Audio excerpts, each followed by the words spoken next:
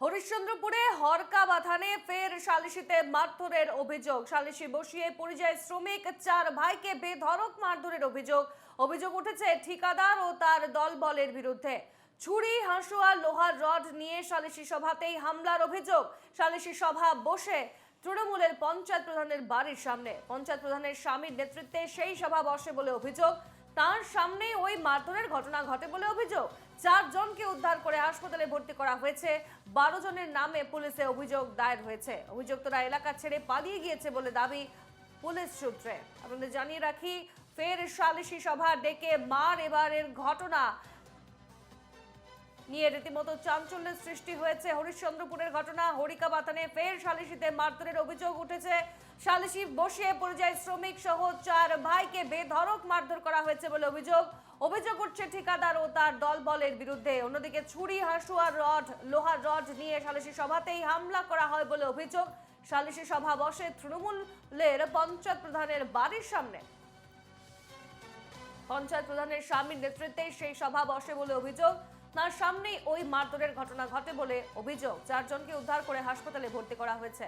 অন্যদিকে 12 জনের নামে পুলিশে অভিযোগ দায়ের হয়েছে।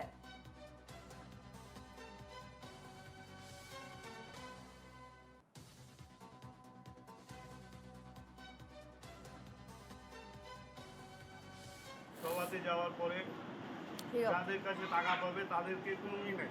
ঠিক আছে, ওরা 2 জন প্রেজেন্ট দিয়েছে, আমি জানি না। আমি একটাই কথা বলেছি যে সেদিনকে যে কার্যটা করেছো, আমার ডিহিতে এসে আমাকে মেরে গেছো, আমার বাড়িতে এসে মেরে গেছো। আমরা যদি সেদিন মারতাম তাহলে তোমাকে মেরে ফেলতাম।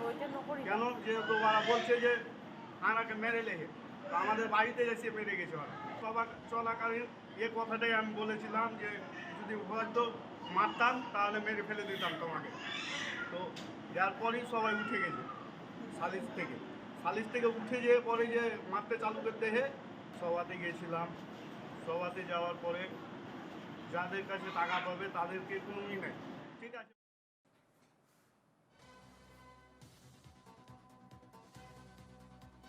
আমাদের সঙ্গে এই মুহূর্তে সরাসরি রয়েছেন আমাদের প্রতিনিধি সুমিত ঘোষ। সুমিত, ফের একবার সালিশি সভা থেকে মারধরের অভিযোগ উঠছে। এবার ঘটনা হরিশ্চন্দ্রপুরে, ঠিক কি ঘটেছিল বিস্তারিত জানাও।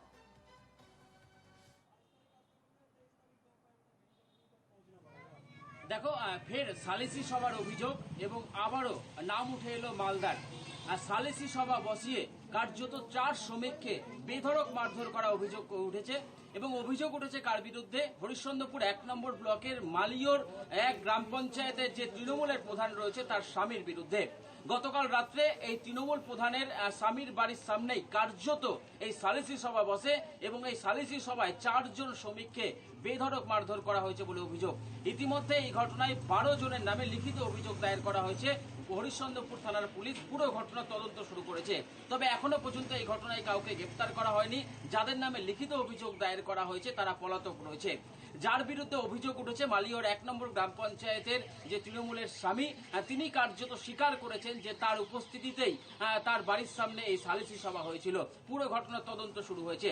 এখনো পর্যন্ত আমরা যেটা জানতে পাচ্ছি যে মালদায়ের হরিশ্চন্দ্রপুর 1 নম্বর ব্লকের মালিয়র 1 নম্বর গ্রাম পঞ্চায়েতের যে হরকা বাথান এলাকা রয়েছে সেই এলাকার 4 শ্রমিক আকবর আলী এবং তার ভাইরা গত 9 মাস আগে স্থানীয় যে শ্রমিক সরবরাহ রয়েছে ওই এলাকার, তার নাম মনিরুল ইসলাম, তার কাছ থেকে 12,000 টাকা নিয়ে তারা 9 মাস আগে মুম্বাই শ্রমিকের কাজে গিয়েছিল।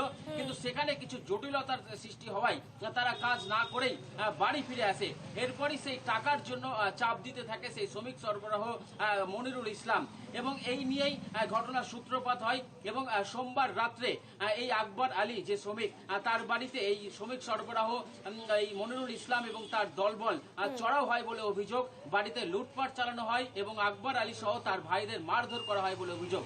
এই ঘটনাকে কেন্দ্র করেই গতকাল মালিয়র 1 নম্বর গ্রাম পঞ্চায়েতের যে তৃণমূল প্রধান তার স্বামী এবং প্রধানের উপস্থিতিতে বাড়ির সামনেই কার্যত সালিসি সভা বসে এবং এই সালিসি সভায় পক্ষ এবং বিপক্ষের লোকজন কথা কাটাকাটিতে জড়িয়ে পড়ে এবং এরপরই আগ্নেয়াস্ত্র নিয়ে কার্যত ধারালো হাসুয়া নিয়ে ছুরি নিয়ে এই আকবর আলী সহ তার 4 ভাইকে মারধর করা হয় বলে অভিযোগ। তারা এই মুহূর্তে গুরুতর চোট পেয়েছে, তাদের চিকিৎসা চলছে গ্রামীণ হাসপাতালে।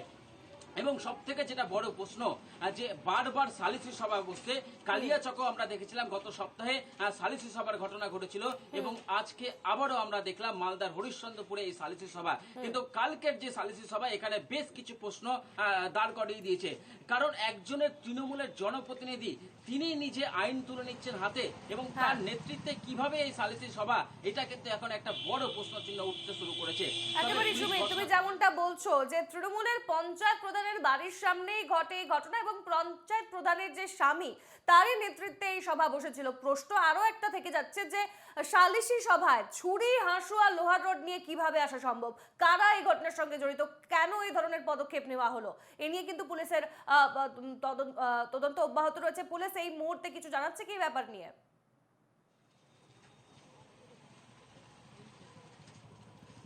দেখো, চাঁচলে যে এসডিপিও ছিল তার সাথে আমাদের কথা হয়েছে, তিনি জানাচ্ছেন যে লিখিত অভিযোগ পেয়েছি, ঘটনার তদন্ত শুরু হয়েছে, তবে যাদের বিরুদ্ধে অভিযোগ তারা পলাতক। তুমি রূপা একটু আগেই বললে কি যে প্রশ্ন কিন্তু একাধিক উঠছে, তাহলে কি পরিকল্পিতভাবেই এই সালিসি সভার আয়োজন করা হয়েছিল? সেখানে ধারালো হাসুয়া, ছুরি কোথা থেকে এলো, এটা কিন্তু একটা বড় প্রশ্ন চিহ্ন। এবং প্রধানের বাড়ির সামনে এই সালিসি সভা, পুলিশ জানলো না, একজন জনপ্রতিনিধি উপস্থিত থেকে এই সালিসি সভা এবং সালিসি সভায় মারধর করা হচ্ছে, এটাও কিন্তু একটা বড় প্রশ্ন। রূপা, সুমিত স্বর্ণালী কথা বলছিলাম আমি তোমার সঙ্গে, তুমি সঙ্গেই থাকো। আপনাদের আরো একবার জানিয়ে রাখি, কয়েকদিন আগেই কালিয়াচকে ঘটেছিল এ ধরনের ঘটনা, যেখানে সালিশি সভা ডেকে মারধরের অভিযোগ ওঠে এবং এবারের ঘটনা হরিশ্চন্দ্রপুরের জানা যাচ্ছে সালিশি সভা ডেকে ফের একবার মারধর করা হয়েছে বলে অভিযোগ। তৃণমূল পঞ্চায়েত প্রধানের বাড়ির সামনেই ঘটে এই ঘটনা, পঞ্চায়েত প্রধানের স্বামীর নেতৃত্বেই সেই সভা বসে বলে অভিযোগ এবং তার সামনেই এই মারধরের ঘটনা ঘটে বলে অভিযোগ উঠছে। 4 জনকে উদ্ধার করে ইতিমধ্যে হাসপাতালে ভর্তি করা হয়েছে। 12 জনের নামে পুলিশে অভিযোগ দায়ের করা হয়েছে এবং অভিযুক্তরা এলাকা ছেড়ে পালিয়ে গিয়েছে বলে দাবি করছে পুলিশ।